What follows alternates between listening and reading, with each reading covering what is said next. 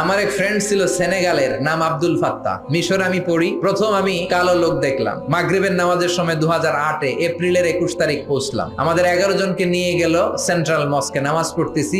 100 দেশের ছাত্র নামাজ পড়ে, আল্লাহু আকবার। নামাজ পড়ে সালাম ফিরিয়ে দেখি ডান দিকে একটা মুনকার, বাম দিকে নাকির, কুচকুচে কালো। আমি দিছি দৌড়।